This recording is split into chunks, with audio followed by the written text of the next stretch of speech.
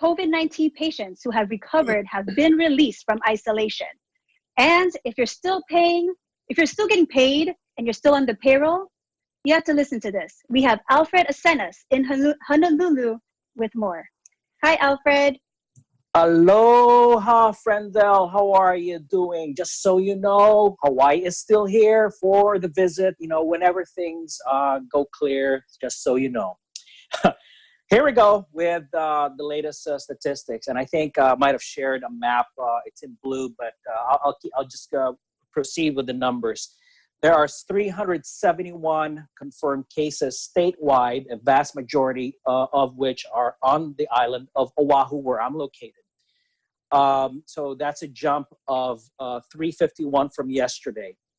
Sadly, 4 deaths have been confirmed. The latest was yesterday, and the majority, if not all of them, involve our elderly folks with pre-existing conditions. And I want to show you that map real quick of the state, and those 4 sets represent the counties, and the one on the upper right is the island of Oahu, which has the bulk of the cases as well as the population.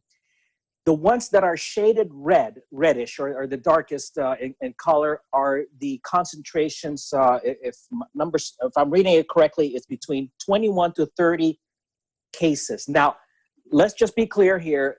This is not where the cases are confirmed. These are where the patients reside. So you're looking at that red strip there that goes up and down. Those are the areas that cover Diamond Head, not far from Waikiki, all the way up to the eastern towns of Kaneohe and Kailua on the northern tip. The other shaded, dark shaded little blip there out to the west, if I'm not mistaken, is Ewa Beach. So, we thank the State Department of Health for giving us some more definitive data as to where the cases are located, or where the patients are located. So we also are tracking recoveries, like you said, Friendel, and good news stories, large or small, are good news stories. We want to assure the public that help is still on the way, and 85 have recovered statewide, up from 78 yesterday. I think we also have some just snapshots of what the streets are like out here on Oahu. I just came from a big box store, and some of these stores may be open, but they're very serious about curbside pickup and maintaining social distancing. In fact, I had to stop by, order something online, and had to go to the parking lot and wait for my turn for my stuff to be delivered to me instead of going inside the store.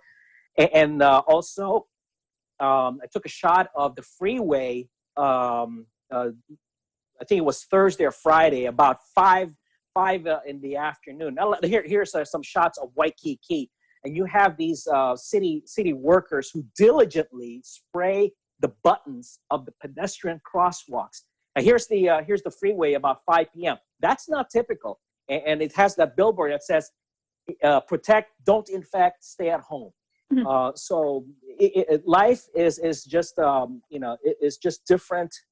Yes, it's quiet, but of course, livelihoods are severely impacted. And really, that's all I have. One more thing. You said something about getting paid. Well, there's a buzz here, especially this morning, from several stations, and even from my workplace. If some of us are still getting paid, some of us are still in the payroll, and you have some of these creditors being more lenient than normal because a lot of jobs have been laid off or have been put on hold. If you're still capable, if you're still getting paid, pay your bills. Okay, do not procrastinate, because soon as we're all clear from this pandemic, you're going to have these banks, you're going to have these companies who's going to try to get things back to normal. We have to do our part financially if we still can, okay? And if we're not, able to, then we get the help that we need so that we can, get ourselves back on track. So let me repeat: if you can, pay your bills. I'm going to send us Eagle News. We live in interesting times, Frindel. Go ahead. Thank you so much, Alfred. And yes, I will pay, I am paying my bills. So thank you so much for that report. I'm so glad that you brought that up, because here, at least here in Seattle, Washington, we're advised if you need any kind of financial assistance to go ahead and call their bank and they'll work it out. There's so many options. So thank you so much for that. And question for you, I was born in Hawaii and it's been so many years since I've been back home. How's the tourism like nowadays? Bottom line up front, it's been severely impacted because of this unique 14-day quarantine for all out-of-state and even inter-island travelers. Just to give you some numbers as to the arrivals. So the Hawaii Tourism Authority reported 683 people arrived to the islands yesterday.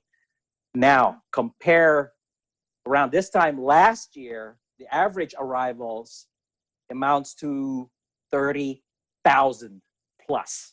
So that tells you right there, again, the tourism industry is taking a hard hit, but it's necessary to really control the spread, if you will. Thank you so much for that. That 600 plus people, they're taking advantage of those good deals. That's what I'm thinking. But yeah, Alfred, we look forward to more updates in the days to come. Now,